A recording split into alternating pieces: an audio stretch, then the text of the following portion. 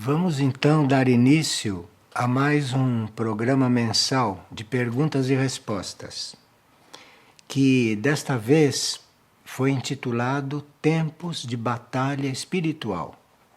E assim as pessoas adaptaram as suas perguntas dentro desse tema na medida do possível. O que nós chamamos de tempo de batalha espiritual, como esse que estamos vivendo agora, é um momento quando o universo deixa tudo completamente permitido. Então, as forças negativas ficam soltas e as forças positivas, as forças espirituais, também têm uma suprema liberdade para agir. Então, nesses tempos de batalha espiritual, nós estamos numa situação de fazer escolhas bem nitidamente na nossa vida. Atravessamos um ciclo na nossa vida que nitidamente temos que escolher um lado ou outro. Acontece que a vida da humanidade não distingue muito o lado negativo das coisas do lado positivo. Mas nesses tempos de batalha espiritual, nesses tempos em que essas forças estão contrastando muito, nós temos a possibilidade de identificá-las melhor. Porque os ataques do mal são tão nítidos, é tão claro que eles estão para o mal, que nós acabamos percebendo, acabamos desconfiando. E aí então entram as forças do bem, entram as forças positivas e nos acolhem. Mas então é um momento crítico, digamos assim, muito importante. E muitas pessoas estão vivendo isso bem conscientemente. Então, neste período de batalha espiritual, existem muitos estímulos para o resgate das almas. A Operação Resgate está em pleno movimento e toda a hierarquia está se valendo deste período, desta energia, que é uma energia universal e cósmica, que reflete na Terra como uma batalha entre as forças negativas e positivas. E isto então está em plena pauta. E a pergunta que nós recebemos, uma pergunta que nós recebemos, que colocamos aqui como abertura deste trabalho, é a seguinte: a pessoa gostaria de saber se, quando nós já estamos nos relacionando com a alma, se não existe mais sofrimento. É uma boa pergunta, não? Porque o sofrimento é algo que tem valor segundo a nossa consciência. Há pessoas que sofrem porque estão se purificando. Então, todo o trabalho de purificação, as provas nesse campo, são provas que levam as pessoas ao sofrimento. Mas existe um outro tipo de sofrimento que não é esse porque nós estamos sendo provados, não é um sofrimento que se passa conosco. Existe um outro tipo de sofrimento, que é aquele sofrimento por ver o quanto a humanidade está despreparada, o quanto a humanidade está fora de caminho. Isto é um outro tipo de sofrimento, não é o mesmo. Então, o sofrimento tem um sentido para cada um. Eu posso estar sofrendo porque estou com um problema meu, né? Porque estou com um conflito em mim para ser resolvido, não é? Ou tenho que entrar num processo de purificação mais definido. Então esse processo vem acompanhado de sofrimento. Ou eu posso estar sofrendo porque vejo a humanidade muito desencontrada. Então não é um sofrimento meu. Eu sofro aquilo que está acontecendo com a humanidade, compreende? E isso é, por exemplo, o sofrimento que os seres, as almas evoluídas sentem. Uma alma evoluída não tem um sofrimento próprio, mas uma alma evoluída também sofre, não por ela ou por que acontece com ela. Uma alma evoluída sofre porque vê o que se passa na humanidade, compreende? Então são diferentes tipos de sofrimento. Então, se nós já estamos em contato com a nossa alma, o nosso sofrimento pode ser de um outro tipo que nós nunca experimentamos. A minha alma pode estar sofrendo, por exemplo, porque vê o que está acontecendo no Oriente Médio com as almas daquela região. E eu então recebo isso, mas não posso dizer que estou sofrendo por mim, compreende? Estou sofrendo por mim. Então, o fato de você se comunicar com sua alma não exclui o sofrimento, muda o que você entende por sofrimento e muda a razão desse sofrimento. O seu sofrimento pessoal vai te purificando, vai te transformando. Agora, o sofrimento que você sente pelo que possa estar acontecendo com as almas lá no Oriente Médio, isso é um sofrimento que faz a sua alma amadurecer mais, faz a sua alma ver o que pode acontecer com uma alma semelhante a ela. Então a sua alma cresce, a sua alma evolui. E principalmente se a sua alma entra em um trabalho lá no plano dela de ajudar aquelas outras almas. Isto então faz a gente crescer em consciência. E outra pessoa pergunta: até que ponto a nossa alma é conivente e participa com determinadas ações do nosso ego? Até que ponto a alma tem a ver com isso? Isto depende da evolução da alma. Quando uma alma evolui e ela consegue dar uma ajuda ao ego humano, quando uma alma evolui e ajuda que o ser humano se alinhe, que o ser humano se reorganize, não? Então, ela está sendo muito participante, inclusive nas ações humanas, né, daquele ser. Agora, em geral, a alma tem uma visão mais espiritual, não, do que as coisas do ego humano gostariam de tratar. A alma tem uma visão mais espiritual, mas a alma pode, em certos momentos, não influir muito, porque o ego humano, a pessoa humana, tem que passar pela experiência dela. A alma que vem na Terra fazer uma experiência espiritual, vem fazer um serviço espiritual, pode estar encarnada em um ego humano que ainda não despertou para isso. Então ela não pode ser conivente com as ações daquela pessoa, daquele ego.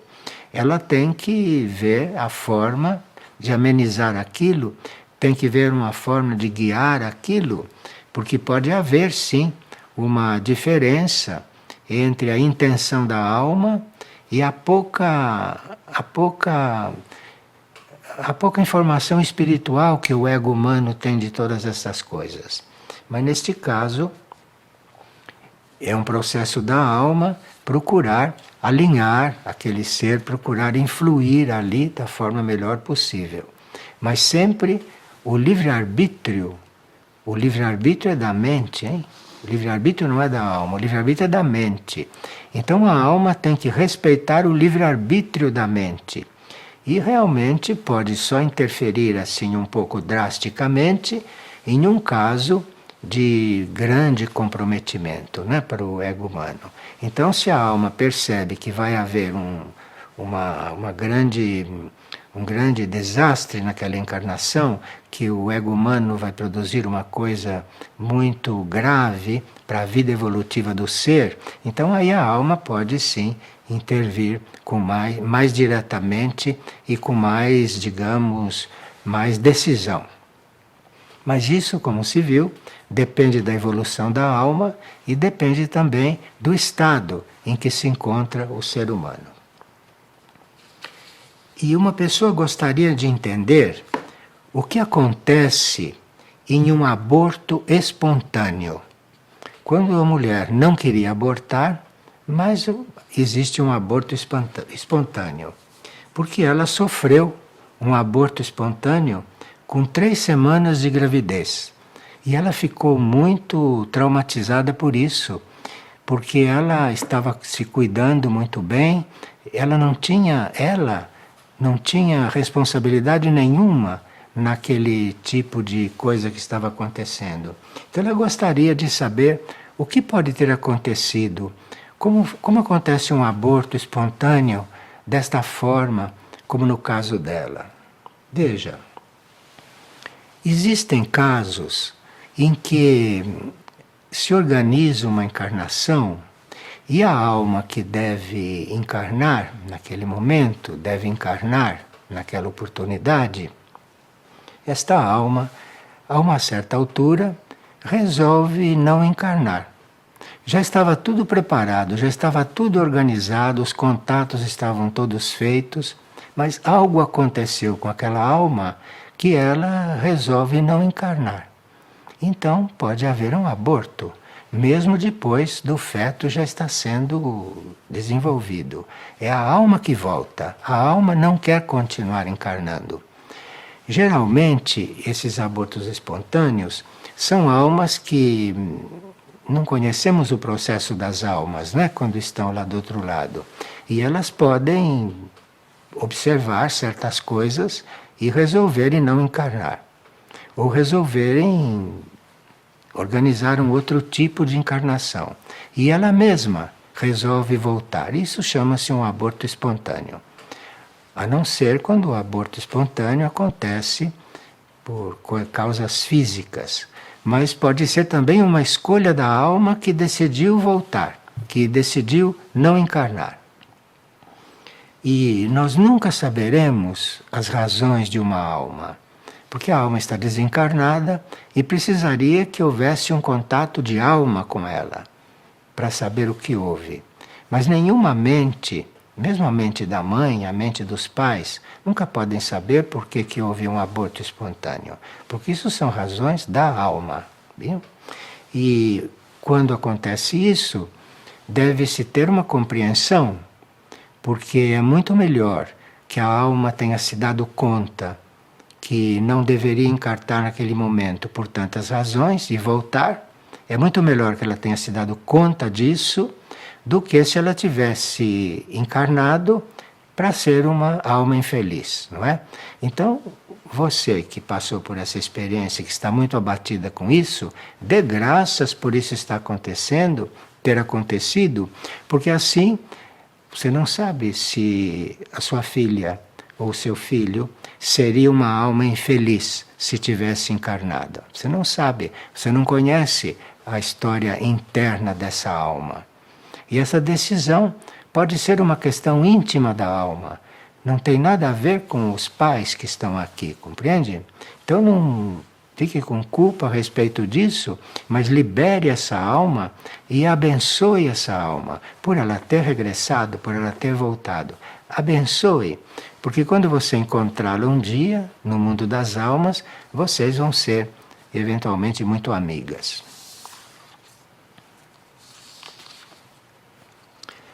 Uma pessoa diz que está muito aflita porque está bloqueado profissionalmente, está um pouco bloqueado também nas suas produções financeiras, né? Está com muito males de estômago, de intestinos, não é? Está com muita intolerância alimentar e se sente muito estacionado, como se não estivesse evoluindo. E esse ser é terapeuta. E ele tem então meditado sobre isso, né? E tem pedido muita luz sobre isso, mas gostaria de ter uma ajuda. Veja, se você está com todos esses problemas no estômago, no intestino, se está com esses problemas, isso é uma questão da sua polarização. Isto é a questão dos pontos do seu corpo onde predomina a sua maior atenção.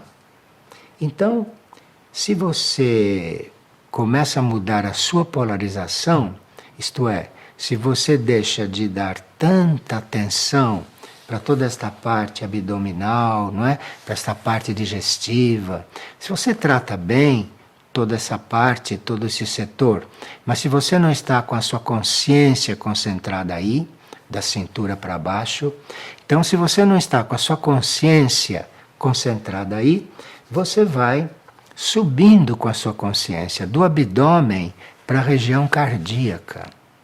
Então me parece que para regularizar toda esta parte que você está dizendo, você deve subir com a sua consciência para esta área cardíaca. A área cardíaca é uma área menos material. Então a sua consciência vai estar mais polarizada em coisas que não são muito materiais, né? Aqui na área cardíaca, nós começamos nos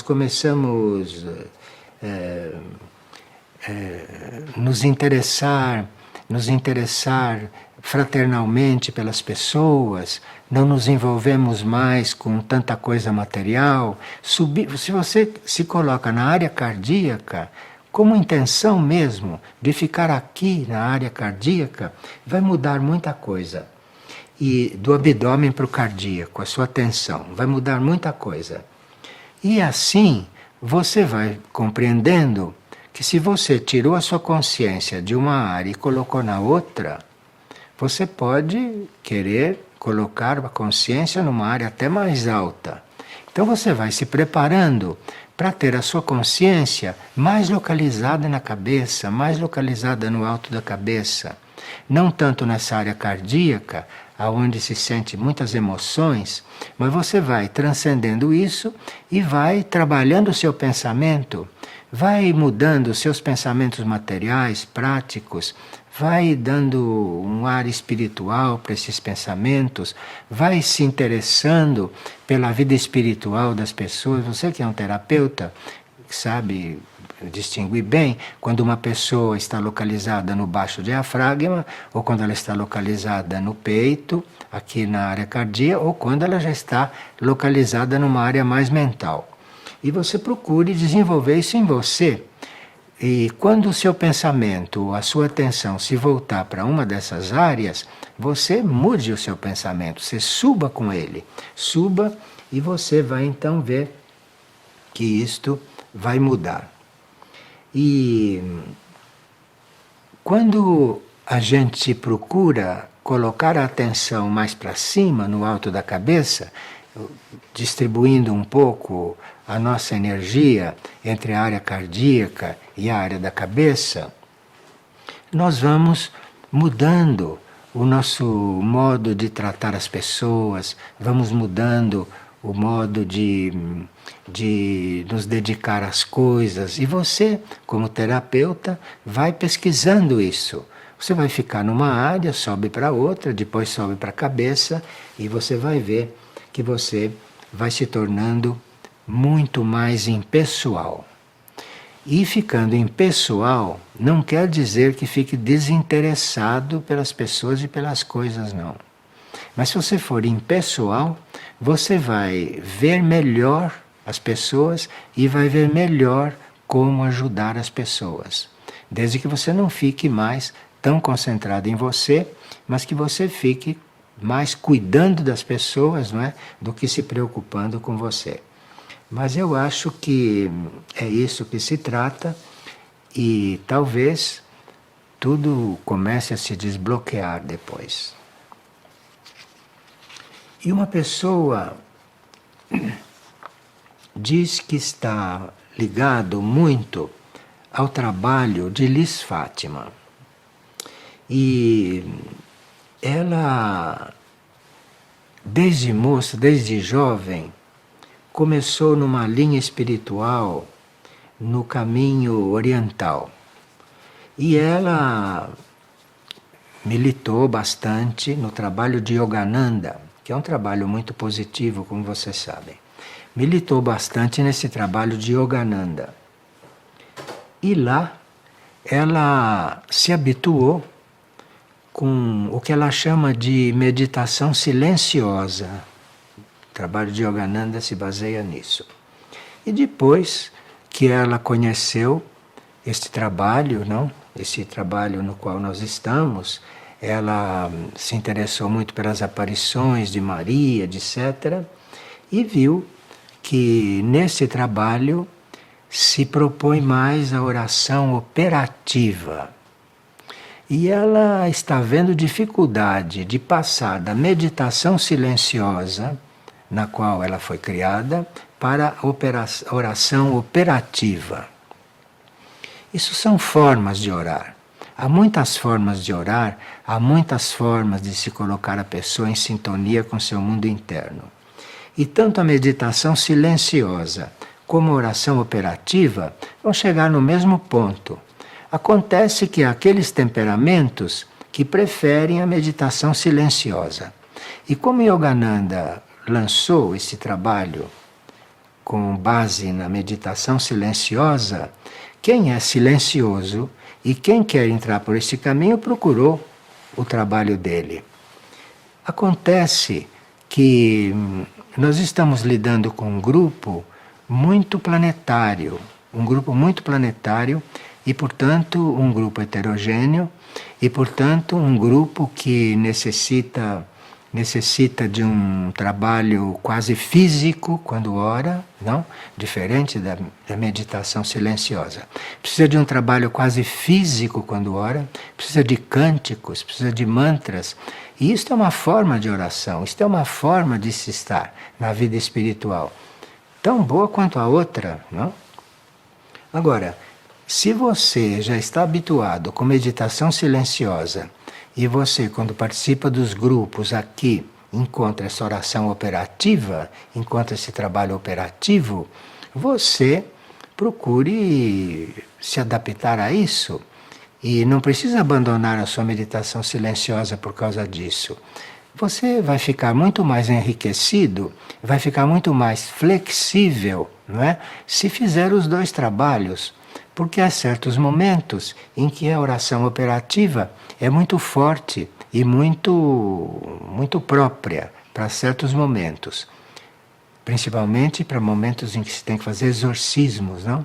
Principalmente em momentos que se tem que remover certas forças que estão às vezes impregnadas nos ambientes e nas pessoas. E você vai enriquecer as suas possibilidades com isso. E agora você diz o seguinte, que o grupo de meditação silenciosa que ele frequenta, que aquele grupo não está consciente como este grupo da oração operativa está, aquele grupo não está tão consciente da situação planetária e que ele fica ali muito indeciso se fala nisso naquele grupo, se introduz essas questões naquele grupo, ou se fica só cuidando disto uma parte do seu tempo e uma parte dos seus trabalhos. Olhe, você parte do princípio que energia não se desperdiça. É um erro madornal você desperdiçar energias. De forma que se as pessoas estão bem na meditação silenciosa, você só vai conversar, introduzir coisas de oração operativa se elas estiverem interessadas e se estiverem querendo desdobrar a sua atividade. Mas não querer introduzir isto lá dentro, porque não vão usar e você vai desperdiçar energia. Você cuide da meditação silenciosa, cuida da oração operativa, uma coisa não impede a outra, e você faça a sua síntese. Faça a sua síntese e renuncie a esse seu ímpeto de estar levando as coisas de um grupo para o outro. Você fique tranquilo nos dois grupos e não desperdice a sua energia, porque cada um encontra o seu caminho naquela forma que ele necessita, que ele precisa. E não são todas as pessoas que têm possibilidade de fazer essa síntese, porque as personalidades encontram muita diferença entre meditação silenciosa e oração operativa.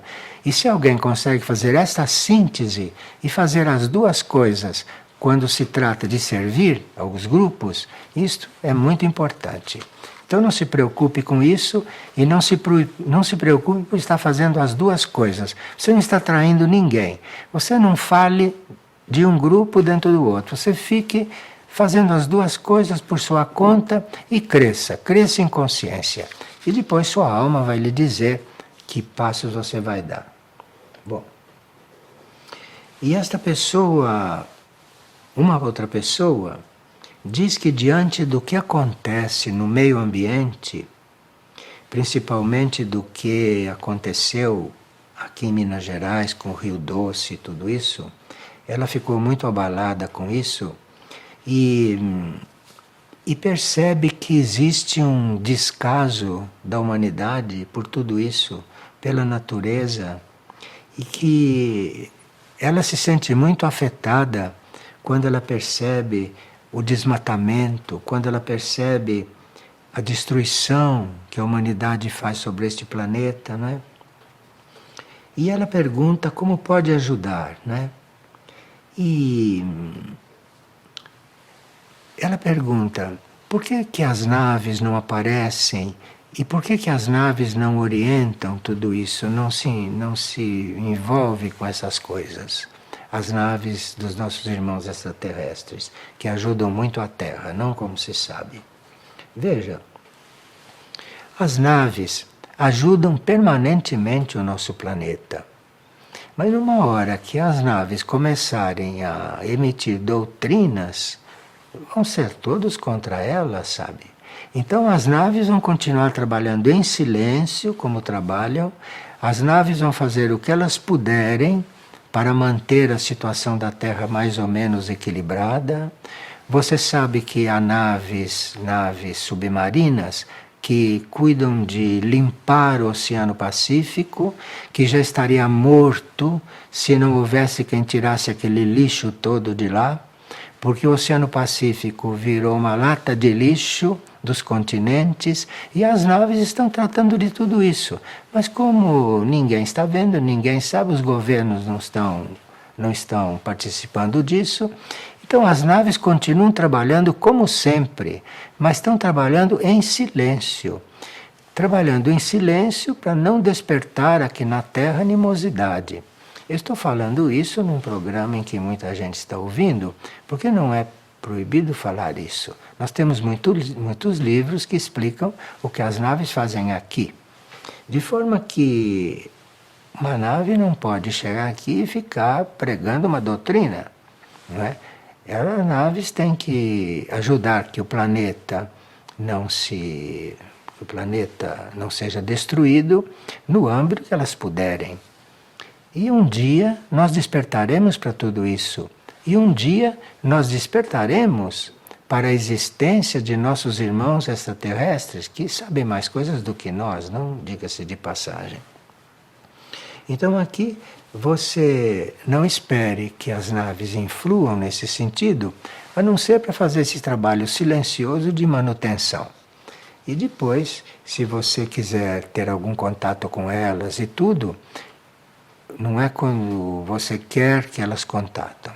As naves nos contatam quando veem que devem nos contatar. Porque nós podemos nos tornar, eventualmente, um instrumento de serviço. Não um instrumento de serviço deles, um instrumento de serviço para o planeta. Então pode sim haver alguma orientação. E por que temos que orar pelo passado? Pergunta uma pessoa. E por situações passadas. Se nós devemos estar concentrados é no momento presente. E por que temos que alimentar o sofrimento passado nas nossas orações sobre a paixão de Cristo? Por que nós temos que ficar focalizando todo esse sofrimento? Bem, se você não se sente bem orando desta forma, se você não se sente bem orando, cuidando do que se passou com você, você ore simplesmente oferecendo essa oração para aquilo que for mais necessário. Não diga que você está orando paixão de Cristo, ou que está orando para dissolver o passado. Você não precisa orar por alguma coisa. Você pode orar por orar. Você pode orar porque a oração é útil. Então você ore, porque aí você se organiza, você fica mais organizada, a sua oração vai servir, que oração serve muito, não? E você ore por orar. E deixe que o universo use a sua oração para aquilo que for mais necessário. Agora, não faça isso deixando a oração solta, não? Você ora sem ter o seu motivo próprio para orar, mas diga que ora porque está orando e ofereça essa oração ao universo. Ao universo, não a seres aí que não são do bem e que podem usar orações para fazerem os trabalhos deles. Mas você ore por orar e ofereça isso a Deus, ofereça isso ao universo. Diga, olha, eu estou orando para ofertar minha oração. E aí você vai sentir muita paz, como todas as pessoas sentem paz quando não oram egoístamente, quando não oram para si. Oram para oferecer esta oração. E esta oração vai trabalhar com muita liberdade. E aqui nós recebemos alguns relatos de pessoas que estão sendo preparadas em sonhos. Preparadas em sonhos por situações que se aproximam. E elas estão sendo preparadas em sonhos. E ela gostaria de saber por que está acontecendo isso. Porque um dos sonhos mais típicos que ela teve foi que alguns aviões estavam bombardeando uma cidade perto da cidade dela. E esses aviões estavam bombardeando e ela realmente não sabia por que estava acontecendo aquilo. Porque estavam todos muito aflitos com aquele bombardeio, mas ela estava vendo aquilo com naturalidade. Então, aí que estava o seu preparatório. Você estava sendo em sonhos preparada por algo que pode se aproximar e acontecer de repente, algo que tumultue um pouco a vida social ou esta vida. E como seus sonhos a preparam sempre para isso, você aceite esse treinamento, agradeça esse treinamento, vá anotando os seus sonhos e vai vendo para o que você está sendo preparada. Os sonhos podem nos preparar para coisas que vão acontecer e que vão acontecer conosco, para que a gente naquela circunstância possa ajudar em alguma coisa. E a gente não fica assustado nem alarmado, porque já foi preparado em sonhos. Já sabe que experimentou certas coisas em sonhos. Então você agradeça pelos sonhos que está tendo, dessas experiências, né? Porque ela termina com bastante entusiasmo, não? E dizendo que ela gostaria muito de trabalhar pela paz na Terra. Então, você fique sendo preparada nesses sonhos, porque quando as coisas começarem a acontecer, você encontrará o seu lugar para ajudar, para colaborar com tudo. E terá sido preparada psicologicamente através dos sonhos. E outra pessoa que passou por uma experiência que estava em um hotel num lugar do Oriente. E aqui existia esse hotel no lugar do Oriente e ali havia muito respeito por todas as religiões. Ele sentiu isso, ele percebeu isso. E ele estava ajudando outros seres neste momento, não?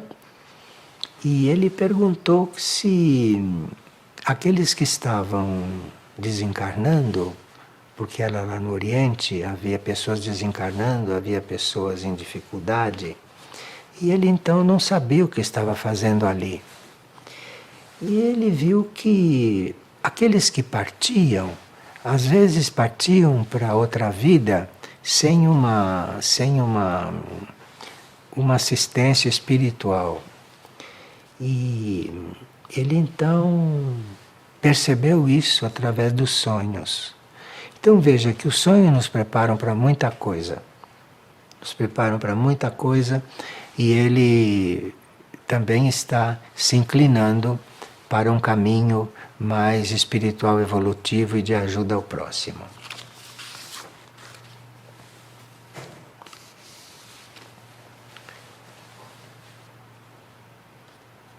E outra pessoa também estava numa situação de guerra.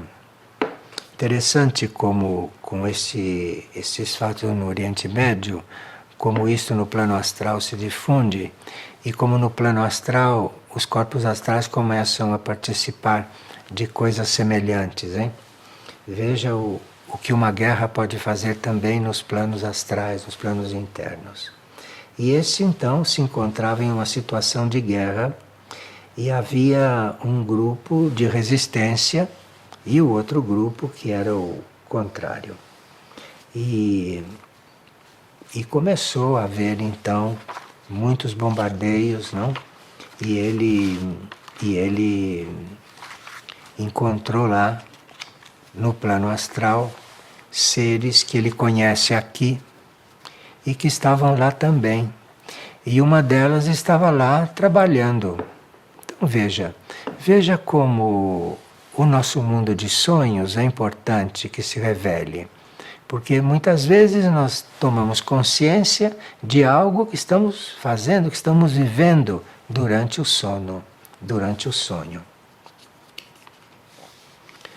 E aqui uma pessoa disse que nós afirmamos que havia 3 religiões que eram básicas, mas ele está dizendo que existe muito mais do que essas 3, né? Que existe o cristianismo ortodoxo, que existe a religião hebraica, que existem os adeptos de Krishna, de Shiva, e existem muitas coisas ligadas ao yoga e que nós não citamos isso. Veja, e ele ficou um pouco desconcertado. Nós citamos 3 religiões, 3 movimentos religiosos, que são básicos dentro da evolução. Não é que não exista outros, são básicos. Mas são movimentos nos quais algo começou, foi se desenvolvendo até chegar em Jesus. Esses movimentos religiosos anteriores não são coisas estranhas ao que se passou com Jesus e ao que se passa agora. Não são estranhas essas coisas. Essas coisas estão encatenadas. E essas coisas aparecem nos momentos em que a humanidade precisa daquilo, em certos lugares, em certas nações, em certas épocas, mas tudo é a mesma coisa, tudo é o mesmo fio. E aparecem com nomes diferentes, com tendências diferentes, com disciplinas diferentes, para servir a todos os povos. Mas o espírito religioso é único. A fonte das religiões é uma só, que se apresenta como hinduísmo, como hebraísmo, como todas essas coisas, não é? Que existem, que são formas. Mas é importante que a gente fique na essência, que a gente fique na fonte de tudo isso. E é isso que se quis dizer. E se nós não citamos algumas religiões, nós estamos falando da fonte, estamos falando daquilo de onde provém todo o resto. E para que a gente aprenda a ver tudo da mesma forma, então não houve uma desvalorização, não é, das outras religiões e não uma supervalorização do jesuísmo, do islamismo e do budismo, mas deu-se isso como um exemplo disto que é uma coisa só, compreende? É uma coisa só. E tudo que existirá de religião positiva, de religião de verdade, não de crenças que lidam com outras coisas, mas verdadeiras religiões, isso tudo faz parte da mesma aparição da religião no planeta. Eu sei que cada religião tem os seus adeptos e não consideram todas as religiões o mesmo impulso. Eu sei disso. Mas há pessoas que reconhecem isso. E pessoas que veem que budismo, que islamismo e jesuísmo, que isso tudo são fases, são apresentações, são aspectos diferentes da mesma coisa. E esta coisa é o impulso religioso. Isso é o que se quis dizer e eu espero que tenha agora sido mais claro. E uma pessoa, quando começa a se concentrar, começa a ver imagens de rostos de pessoas. E ela está orando e começa a ver essas imagens, esses rostos, em seguida, um depois do outro, quando está recolhida em oração. O que isso quer dizer? Então, acho que sua alma está participando da sua oração. E sua alma está atraindo aqueles que devem ser ajudados pela sua oração. E por uma questão fenomênica, porque isso é um fenômeno que está acontecendo com você, está acontecendo este fenômeno que você vê na sua tela mental rostos de pessoas que estarão recebendo as suas orações. Pessoas que você nem conhece. Isso é sua alma que está organizando, para que você veja que a sua oração está sendo útil. Porque durante a oração, durante a prece, ela vê aqueles rostos se sucederem. Então a alma está mostrando todas aquelas outras almas, todas aquelas outras pessoas que estão usufruindo da oração dela. Então isso é muito importante, está te mostrando que você não precisa dar uma finalidade à sua, não precisa dirigir a sua oração para uma determinada coisa. Você continue orando simplesmente e se a sua alma continuar te mostrando quem está sendo beneficiado com esses rostos, você envie amor para todos eles, não? Mas não se impressione com isso e não fique muito coligada a esse fenômeno, porque isso é um fenômeno que está acontecendo. Mas é bom para você ter a confirmação de que a sua oração está valendo e que sua alma está trazendo aqueles que necessitam diante de você, para que você os veja. E continue seriamente com isso, porque assim a sua oração vai tendo outros desenvolvimentos. E uma pessoa está perguntando que numa partilha se falou de seres confederados e seres não confederados. Qual é a diferença entre uns e outros? Então, nós falamos que existem no cosmos infinitas civilizações, não é? Não existe só essa civilização terrestre. Existem infinitas civilizações. As civilizações confederadas são aquelas que são evolutivas. E as não confederadas são aquelas que estão comprometidas com forças contrárias ao projeto de Deus para as civilizações. Então existe um projeto para as infinitas civilizações, porque não se sabe aonde a evolução quer chegar com todas essas civilizações universais. Então as confederadas são aquelas que reconhecem que isto é tudo positivo e são civilizações positivas que procuram seguir o plano divino, que procuram seguir o plano evolutivo. E as não confederadas são aquelas que acham que as coisas deviam ser de outra maneira. E eu não sei, porque eu não sou não confederado, não sei o que eles gostariam de ser. Mas são aqueles que não concordam com esta forma de ser da evolução espiritual. E gostariam de uma outra ordem do universo. Mas isto, no final, eu acredito que vai ser resolvido, porque tudo aquilo que não é confederado vai ter que ser resgatado e vai ter que ser redimido. Porque a manifestação, a criação não pode estar dividida. Então a própria criação vai fazer com que tudo isto tenha a sua solução. Mas até lá, cuidado para não se envolver com coisas não confederadas, porque são aquelas que são contrárias à ordem do universo que está estabelecida. E aqui uma pessoa faz várias perguntas. Ela disse que durante a transição planetária nós seremos assistidos e em todos os nossos corpos. Bem, durante a transição planetária, cada um de nós estará numa situação.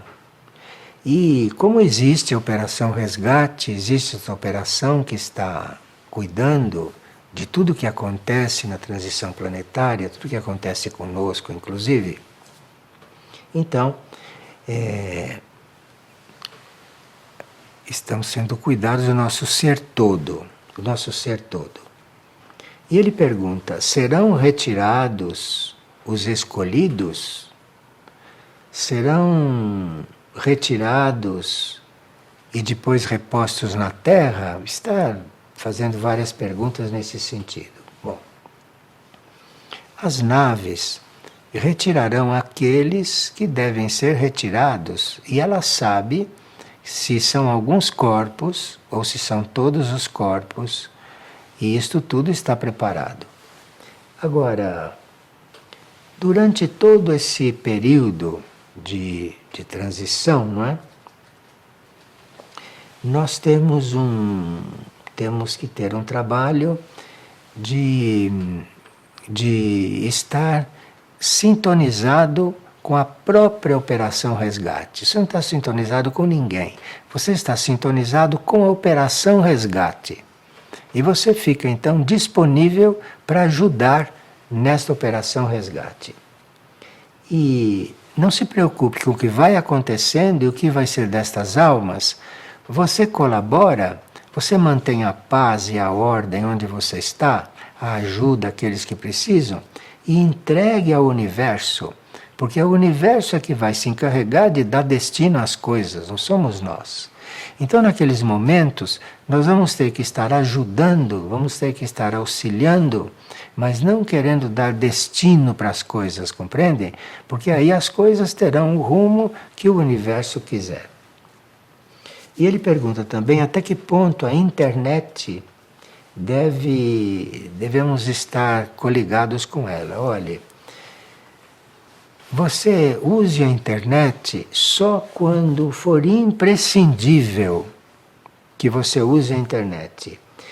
E nunca se deixe distrair por ela.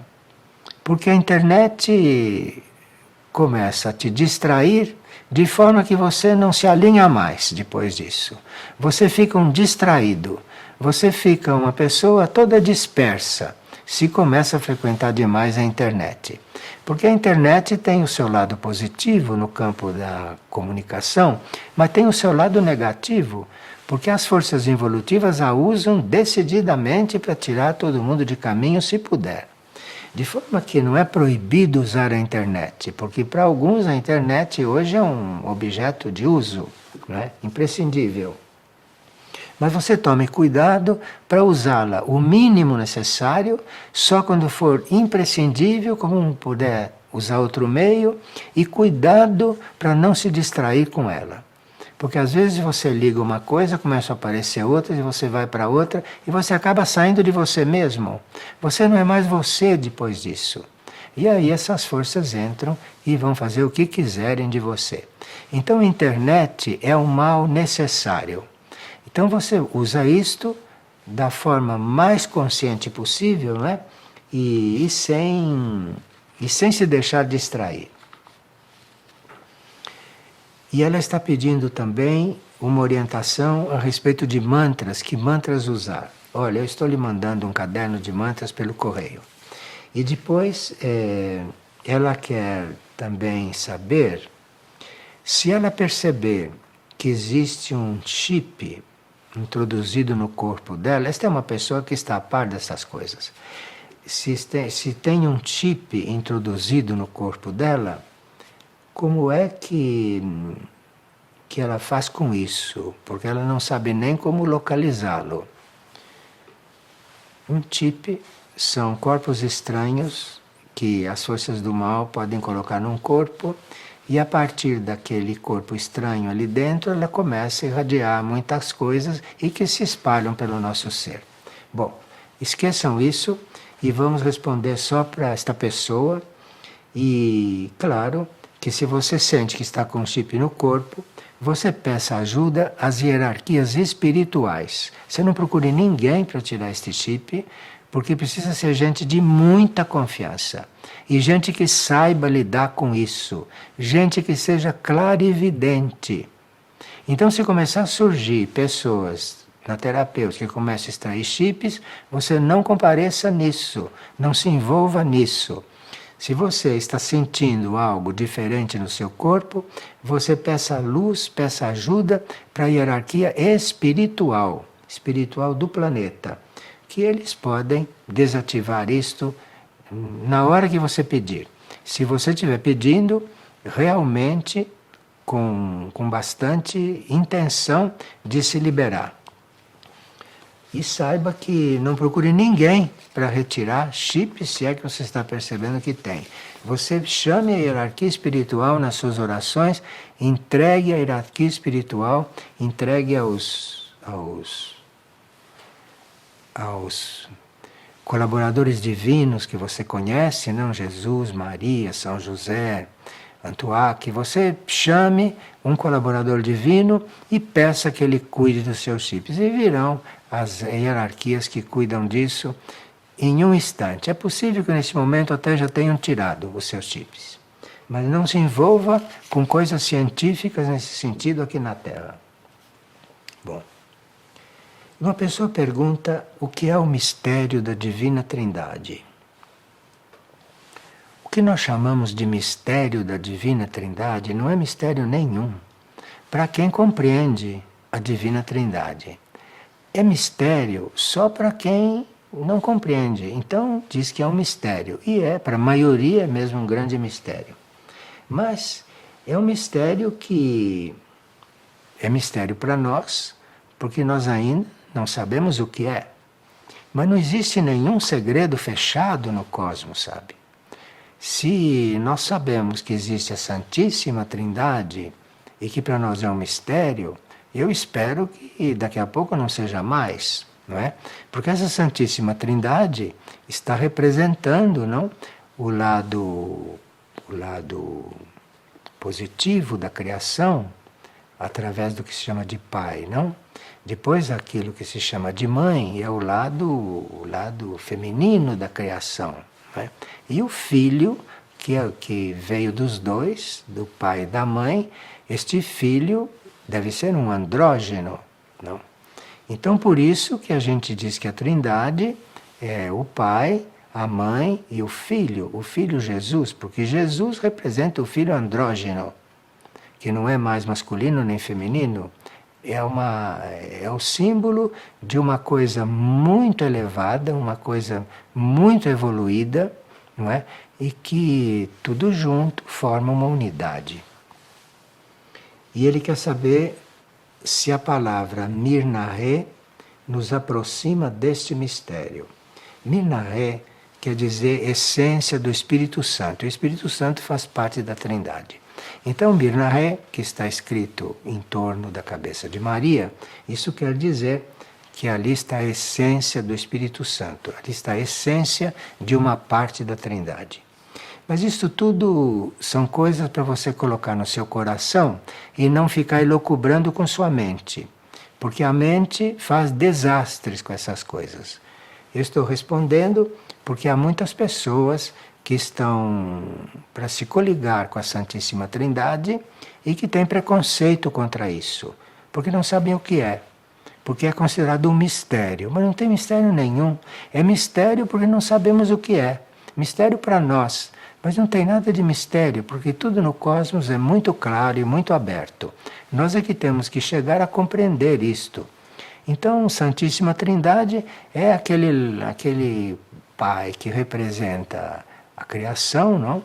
No seu aspecto masculino, a mãe é aquela que representa o seu aspecto feminino da criação, e o filho que é o andrógeno, não é? Que é o resultado de tudo isso, que é a evolução trina de tudo isso.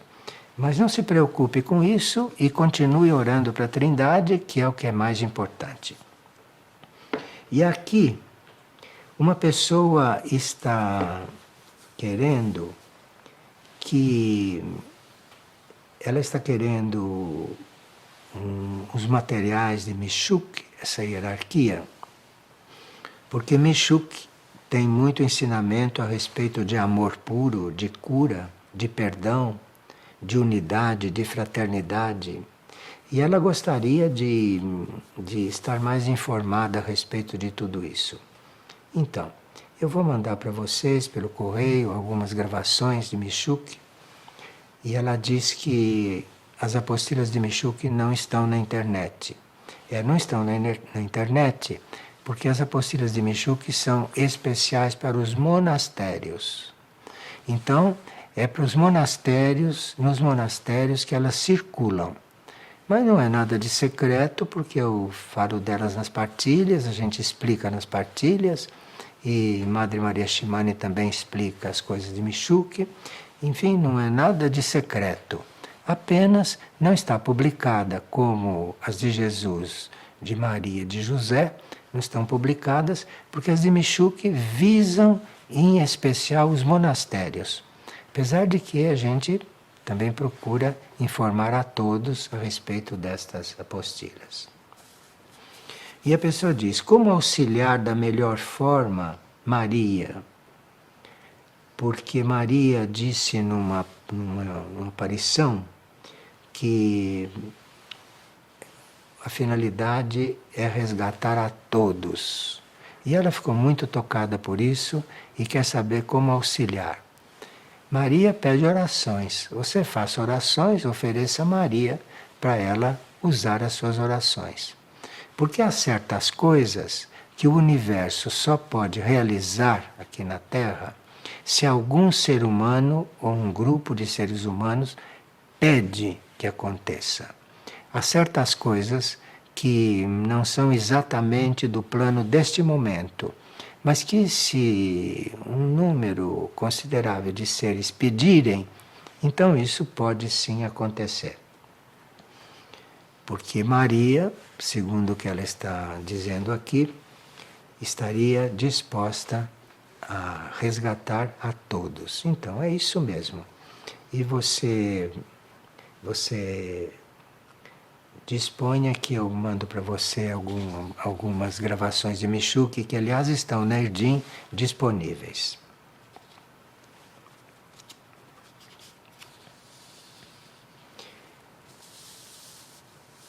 E uma pessoa dos Estados Unidos está dizendo que acabou de ler um artigo que Maria tem muita influência sobre muitas almas nos Estados Unidos. E que ele acha que as nossas orações podem alimentar muito essas energias e facilitar que esse amor por Maria vá se difundindo. Então, é isso mesmo. Você ore, ofereça essas orações para o trabalho universal de Maria e não se preocupe com o que acontecer. Não queira conduzir essas orações. Você ore e ofereça isso e deixe a hierarquia usar naquilo que precisar. Porque os Estados Unidos necessitarão muito de um contato melhor, de um contato mais consciente com o trabalho de Maria.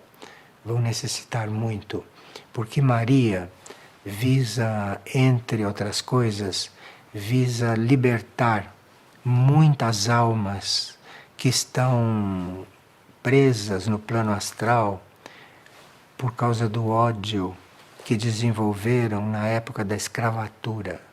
De forma que há uma quantidade de almas que estão presas no astral.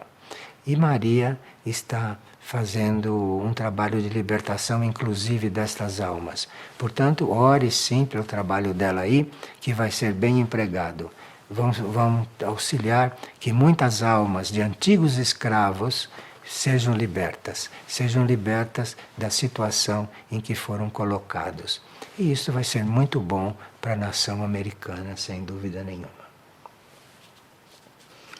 E aqui uma pessoa estava orando e viu que algo se aproximava dela e tentou impedir que ela orasse, e influindo com certas coisas mentais. E ela gostaria de saber como fazer isto, porque ela sabe que a gente não deve lutar com forças negativas. Se não se pode lutar com forças negativas, o que é que se faz? Então, como essas coisas se apresentam para você em forma de visão ou de sonhos, não? Você faça o sinal da cruz sobre o que aparecer na sua frente. Porque o sinal da cruz dissolve qualquer coisa. Então você, na fé, você faça o sinal da cruz diante do que está na sua frente, você faça o sinal da cruz mentalmente quando escutar alguma voz, você use o sinal da cruz, porque o que aparecer poderá ser dissolvido por isso. Se você fizer isto com fé, não é?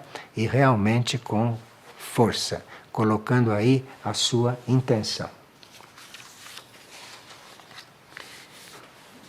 E uma pessoa está em conflito porque diz que nós fazemos uma oração operativa, que aliás ele gosta muito de fazer, mas que em São Mateus, na Bíblia, ele leu que nós devemos orar para o Pai em segredo. Então, como é que o que nós estamos fazendo e o que ele também está fazendo pode estar de acordo com o que está lá no Evangelho de São Mateus? Porque São Mateus, lá no Evangelho, diz: E quando orares, não sejam como os hipócritas, pois se comprazem em orar em pé nas sinagogas e às esquinas das ruas, para serem vistos pelos homens. Em verdade vos digo que já receberam o seu galardão. São Mateus está fazendo o papel dele. São Mateus está propondo uma forma de orar. Está dizendo, mas tu, quando orares, entra no teu aposento, fecha a tua porta, ora a teu Pai que está em secreto, e teu Pai que vem em secreto te recompensará publicamente. Então, isso é uma forma de orar. Há pessoas que se sentem bem orando em segredo, orando secretamente, porque não se expõem, não são observados, não são criticados, não se comenta, e ele ora com mais liberdade. Isto é uma forma de orar. E esses que oram até pelas ruas, esses que oram em grupos, esses que cantam, isto é outra forma de orar. Uma coisa não elimina a outra. E a Bíblia e o Evangelho é um livro para todos, que quer ser para todos. De forma que ali não tem só essa proposta como propõe São Mateus. Na própria Bíblia tem outras propostas que contradizem com esta, aparentemente. Mas que não contradizem, são formas de ser, são formas de orar.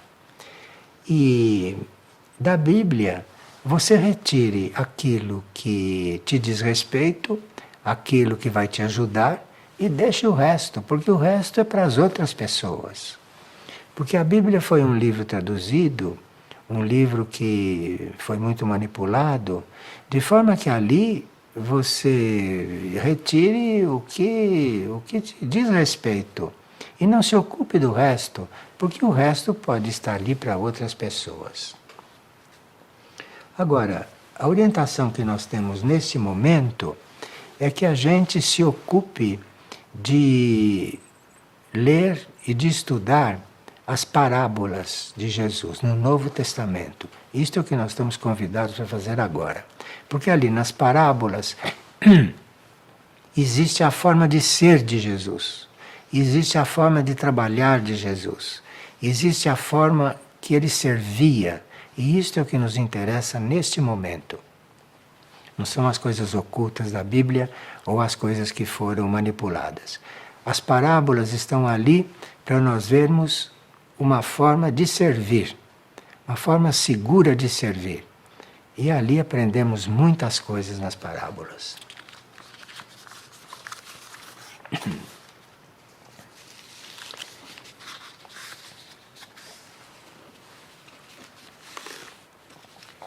Outras perguntas nós estamos respondendo por correio, que são perguntas mais pessoais e que eventualmente não iriam interessar tanto a um público maior. De forma que as pessoas que não estão se sentindo respondidas aguardem um pouco, porque algumas coisas nós vamos responder pelo correio, mais diretamente. E quem me perguntou o que significa nós libertarmos nossos anjos da guarda, porque parece que foi pedido isso em algum momento por alguém, que a gente liberte o próprio anjo da guarda. O que quer dizer isto? Não, não foi isto que se disse. O que nós dissemos é que a gente fizesse a nossa parte sem que o anjo da guarda estivesse se ocupando da nossa parte. Porque o anjo da guarda tem o papel dele ao nosso lado. O anjo da guarda tem uma função ao nosso lado.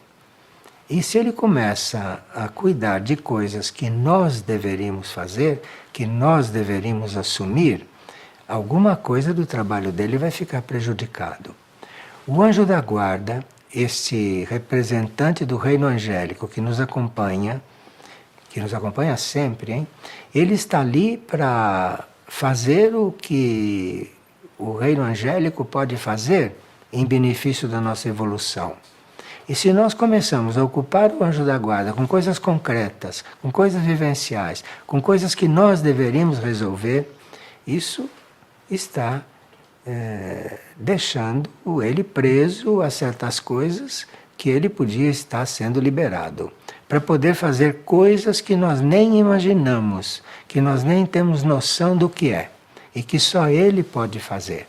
É nesse sentido que se diz que nós teríamos que liberar o nosso anjo da guarda. Liberar o nosso anjo da guarda para aquilo que só ele pode fazer. E não está pedindo para o anjo da guarda aquilo que cabe a nós fazer, como nos resguardar de certas coisas, não é? No cuidarmos da nossa segurança. Isso tudo cabe a nós. E deixa o anjo da guarda para aquilo que nós não podemos fazer e que ele sabe o que é. Então, muito obrigado e publicaremos proximamente o dia da nossa próxima partilha, não? De mensal, que será em alguma segunda-feira de janeiro. Anunciaremos pela internet dentro de poucos dias. Muito obrigado pela atenção.